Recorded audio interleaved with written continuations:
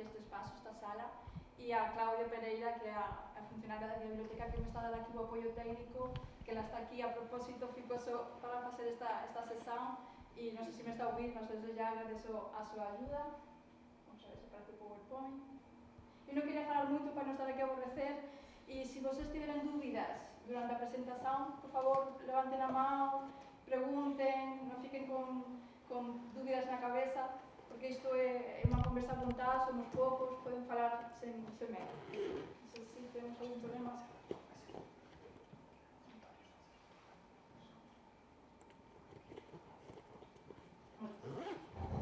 Ok, vamos a comenzar. É agradecer a biblioteca e agradecer tamén a Sessão que é unha asociación sen fins lucrativos, que já ten 3 anos de vida, e a resposta, temos aquí unha discoteca. Ok, moito mellor, obrigada. Está a dizer, a Sessumar é unha asociación sen fins lucrativos que está a dar apoio tamén á produción desta filmagem, pois aquí, e se ainda non a coñecen, poden entrar na página web, pasan diferentes actividades tamén con crianzas, saídas ao mar, observación de aves, e tamén era agradecer a Cámara da Horta, que son que tamén dan apoios ás asociacións para realizar eventos, neste caso tamén de educación ambiental. Eu recibí unha bolsa, unha Educational Grant, que é unha bolsa de un ano para investigadores que están a iniciar na súa carreira.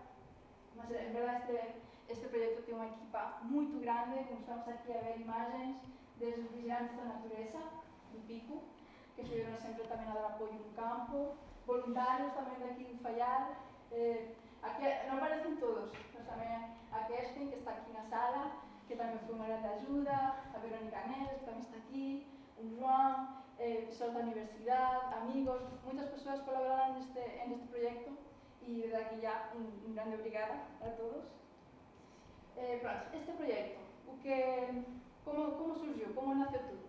Eu non vou contar isto 2 veces porque no vídeo fáse mellor, mas basicamente non sabíamos que acontecía alguma coisa a noite nos niños dos cagarros. Os cagarros, certeza que ya todos subiran al menos o canto dos cagarros a noite.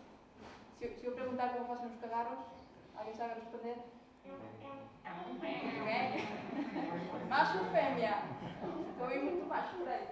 Pronto, os cagarros têm unha única cría, e eles nidifican aquí nos Açores, en todas as illas, o 75% da populación está aquí nos Açores, e queríamos saber que acontece a noite.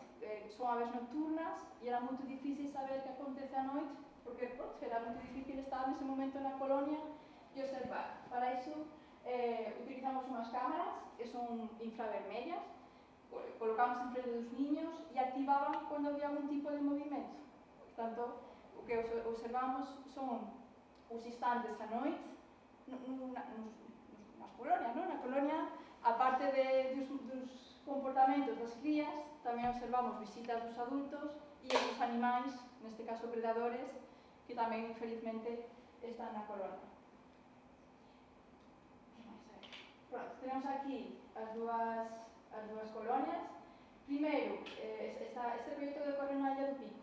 A primeira colonia que estudamos foi nun monte e foi só até o mes de agosto, porque vou contar máis en frente, mas tive aí uns problemas e depois mudamos para esta colonia de aquí, que é a colonia do Misterio da Praíña.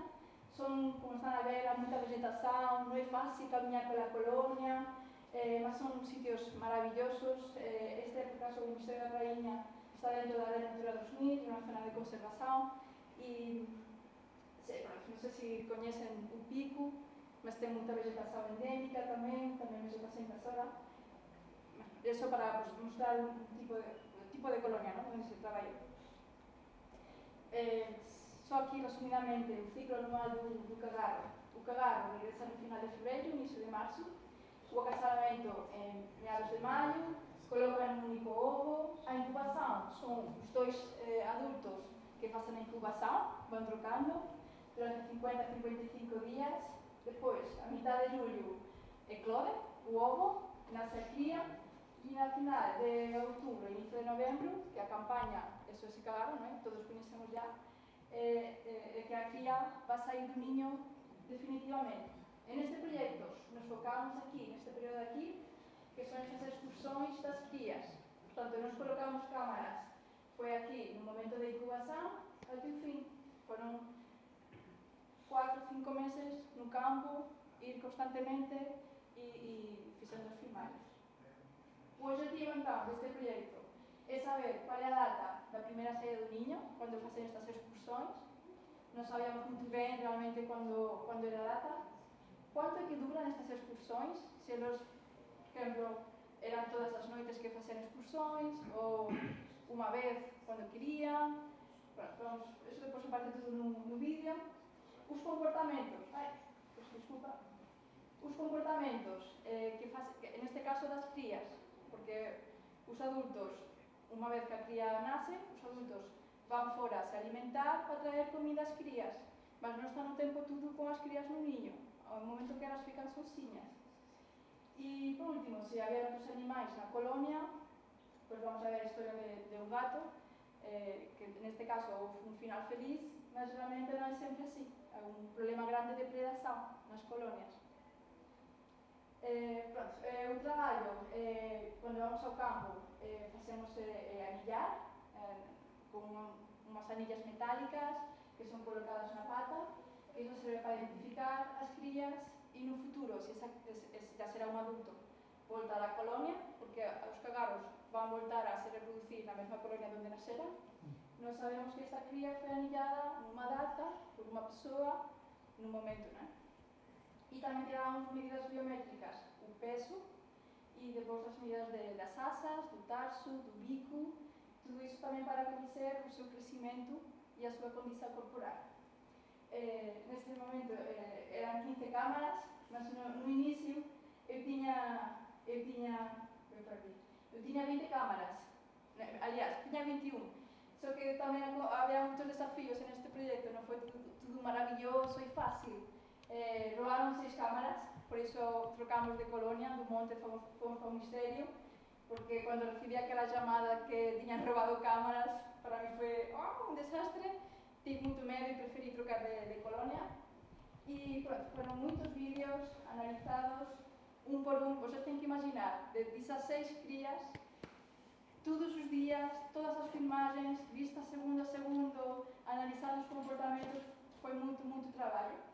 E por o problema da predación, temos aquí unha imagen que é unha cría, infelizmente non ten a cabeza, porque foi predada por un gato, e é un problema serio, que já foi reportado tamén para o goberno, e nós desde a Sessão tamén facemos campaña para tentar reducir e esterilizar os gatos que están salvajes. Hai moitas asociacións, tanto no Pico como no Fallar, que ten ese objetivo, mas é un traballo tamén lento, que precisa de moito esforzo, tamén de dinero, né, para os veterinarios operar, e é complicado. Bueno, só para aquí dar aquí unhas noções dos resultados deste proxecto, descubrimos que sí, que as excursões iniciaban no final de setembro e inicio de outubro, portanto son unha altura que a cría já ten 65 ou 70 días de vida. Vocês van ver no vídeo que a principio a cría é moito tímida, aparece así só a cabeciña, e pasando os días van ganhando confianza, as distancias son maiores, há un momento que a cría desaparece do vídeo, realmente non sabemos moito ben quanto de longe que elas van, portanto, há moito ainda para estudar, né? As excursões ten unha media de 27 días, isto quer dizer que os cagarros que estudamos, había umas que comenzaron a facer excursões logo ya en setembro, a outras que ya foi máis tarde, foi ya a inicio de outubro, mas a media son 27 días en que todos os días saen do niño a noite, fican a facer os seus movimentos ou ficar simplemente lá fora e depois voltan. É tipo como treinar, eles treinan para cando eles van para o mar ter ya uns músculos ben desenvolvidos, conseguir tamén mexer moito as asas, estican moito as patas, o bico, eles facen diferentes comportamentos. Está aquí, tipos de comportamento. Importante tamén, o preening, a palabra en inglés, que é alisar as penas. Elas ten unha glándula aquí na parte da cauda, que é a glándula urbillar, que segrega un óleo e elas co bico esténdenas así en todas as penas. É moito importante porque iso dá impermeabilidade. Cando están no mar e fican todas molladas coa agua, elas fican secas. entre aspas, ¿no? Y no fican waterproof, no fican molladas. Y pues, los eventos de predación ya para el gato, más también a gatos, sobre todo que atacan los ojos. Y eso también, los gatos fueron observados en ambas colonias. ¿Por qué es importante este proyecto? Primero, porque puede servir para futuras campañas de conservación, en este caso sobre todo con la predación de los gatos. Sensibilización sobre las aves marinas ao público, como estamos a facer hoxe. E tamén porque poden ser novos dados para a comunidade científica. Poden facer publicacións, tamén falar con colegas da área, tentar crear novos proxectos. E por que vamos a observar este vídeo? Aquí está en inglés, mas en portugués sería o Cagarro, a Vida Secreta. Está disponible en YouTube, poden ver, gratis, y pueden tamén divulgar e mostrar a amigos, colegas. Espero que gosten, porque é un vídeo que ten máis ou menos 11 minutos de duración, non é así cansativo de ver.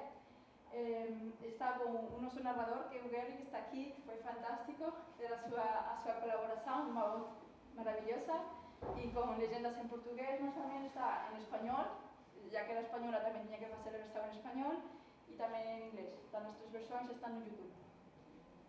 E pronto, moito obrigada, espero que gosten. Depois, non sei se ten dúbidas ou queren aguardar ata o fin para tirar dúbidas. Ninguén ten dúbidas? Ok, ainda ben. Ok, Claudia, podes entón? Obrigada.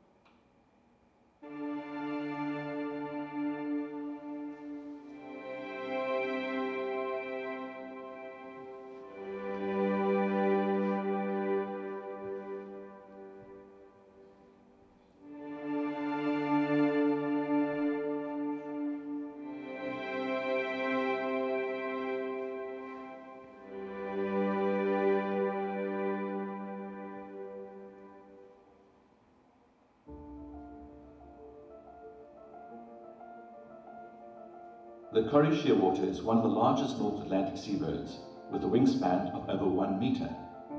75% of the world population breed in the Azores archipelago, making these islands a vital stronghold for the species.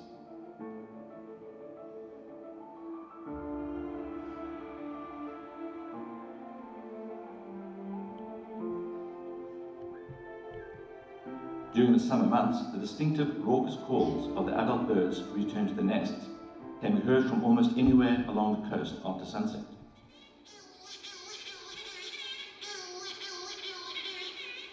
This nocturnal species raises a single chick in a cavity nest, often hidden in dense undergrowth or on steep cliffs. This makes studying behaviour a challenge. Until now, very little was known about what Corrie shearwaters do in their colonies at night. Pues este proyecto surge en 2019, en verano, cuando estábamos monitorizando la colonia de Pico y estábamos haciendo nuestro trabajo habitual de monitorización de los nidos, cogiendo biometrías, anillando las crías, y mis colegas y yo pues empezamos a preguntarnos cómo hacían las crías para llegar al mar. A veces las distancias no son tan cortas y nos preguntamos si ellos lo hacían pues, caminando o si conseguían volar y llegar al mar. Y cuando fuimos a buscar toda esa información nos dimos cuenta pues, que no se sabía, que no estaba documentado. Por eso lo que hicimos las siguientes semanas fue colocar unas cámaras de vídeo infrarrojas que se activan con el movimiento y bueno, pues queríamos estudiar un poco qué pasa por la noche, ¿no? Fue muy curioso porque cuando comenzamos a ver los vídeos en el ordenador pues descubrimos que las crías hacen excursiones, salen del nido, salen varias veces y realizan diferentes ejercicios. Realmente hay mucha vida nocturna y fue muy interesante ver el comportamiento de las crías. In the Azores, it is already well known that Corrie shearwaters return to their colonies from February onwards, and that the courtship period lasts until mid-May. A single egg is laid between late May and early June, and hatching occurs during the second half of July. The breeding period ends when the chicks fledge and head out to sea in late October and early November.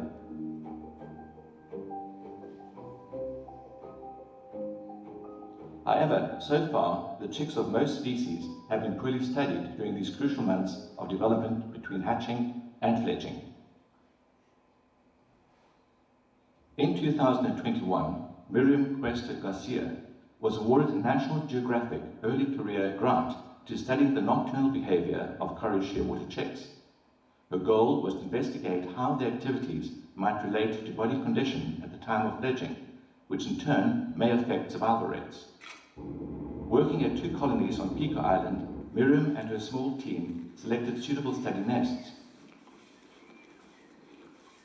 They placed 20 infrared cameras in position to monitor both adult and chick behavior throughout the breeding season. From the time the chicks hatched at the end of July until they left their nest for the last time in late October,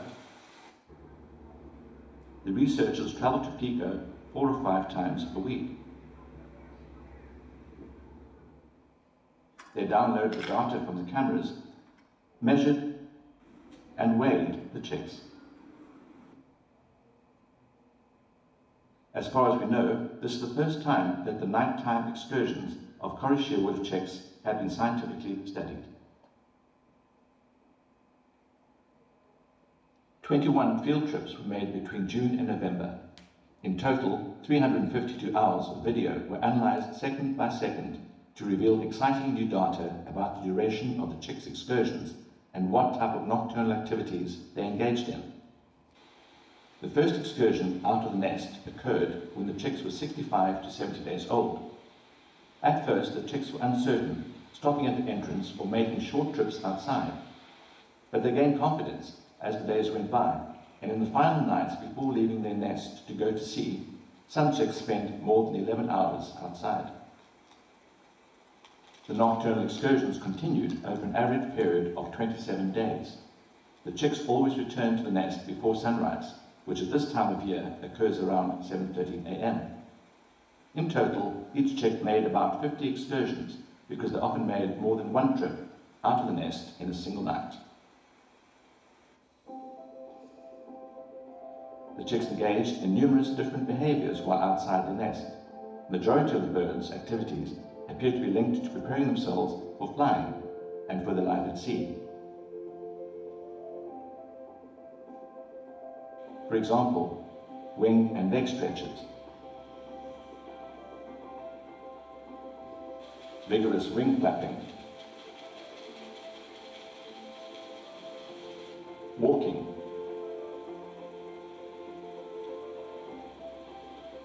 and preening were all seen frequently. The chicks also received visits from their parents during the night. Adults normally fed their young inside the nest or at the entrance. Parental visits decreased as the fledging date approached, and in most cases the adults stopped visiting their chicks 10 to 15 days before they left their nest for the last time. Cory shearwater is an important species that can act as a potential indicator for the state of marine ecosystems and the high seas. But unfortunately, they face some serious threats. In various studies from around the world, worrying numbers of seabirds, including chicks, have been found to have plastic in their digestive tracts. This can lead to malnutrition or may even kill them. Plastic, as well as chemical pollution, also leads to habitat degradation, both in breeding colonies and at sea. Another potential cause of mortality, especially for fledglings, is disorientation caused by artificial lights. On their first ever flight, when they depart for the sea at night, the young birds can become easily confused by bright lights and may collide with buildings or land on roads where they are injured or killed by cars. Predation in the colonies is also a known problem. Miriam and her team recorded a number of mammalian predators around the study nests and encountered an unexpected challenge during their fieldwork. Las aves marinas tienen diferentes amenazas, entre ellas pues, la depredación por parte de mamíferos introducidos, como pueden ser los gatos, los hurones, las ratas. Y nos sorprendió mucho ver cómo, a través de los vídeos, vimos un gato atacando y matando a diferentes crías en la colonia. Estábamos bastante preocupados y decidimos pues, contactar a una asociación que se llama Santuario Animal de Pico para que nos ayudaran a capturar al gato y sacarlo de la colonia. No fue una tarea fácil, fueron varias semanas intentando capturarlo hasta que finalmente nos llamaron para decir que sí, que lo habían cogido. Y bueno, la pregunta ahora era ¿qué hacíamos con el gato? La suerte es que una de nuestras compañeras, que vive aquí en Fayal, se ofreció para darle un nuevo hogar a Jerry, que es como se llama ahora el gato. Y bueno, pues después de varias semanas de adaptación, ya finalmente está completamente instalado en su nuevo hogar y es feliz. Infelizmente, el número de gatos salvajes y callejeros que existen en la isla es muy elevado y desde aquí me gustaría hacer un llamamiento a los dueños para que sean responsables y castren a sus mascotas. As confirmed by Miriam and her research team in this study, remote video recording is a valuable means of observing bird behavior with a minimum disturbance to the birds. The use of simple infrared trail cameras is ideal because they are small, relatively inexpensive, easy to transport, and make night monitoring possible, thus enabling new studies to fill important knowledge gaps. The results of this research will be invaluable for planning future conservation campaigns, raising public awareness about seabirds, and contributing new data to the scientific community. Nonetheless, it remains essential to continue studying this species in order to further unravel its secrets and preserve the marine biodiversity of the Azores.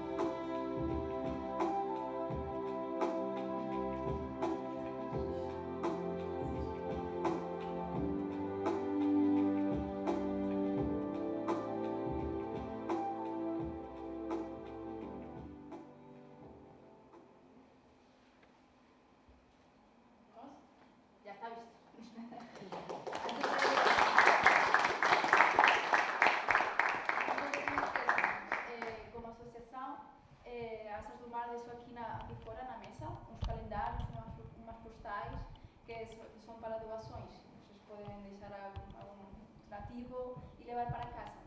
¿Sí? ¿Dúvidas? ¿Preguntas? ¿Gostaram? ¿No gostaram? Sí. Espero divulgar en otras sillas y mostrar el vídeo también en escuelas, en otros webinarios, ocasiones.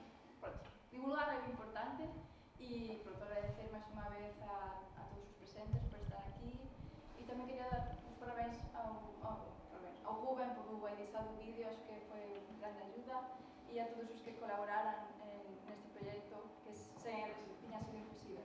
E máis unha vez, obrigada, e bon feriado mañá.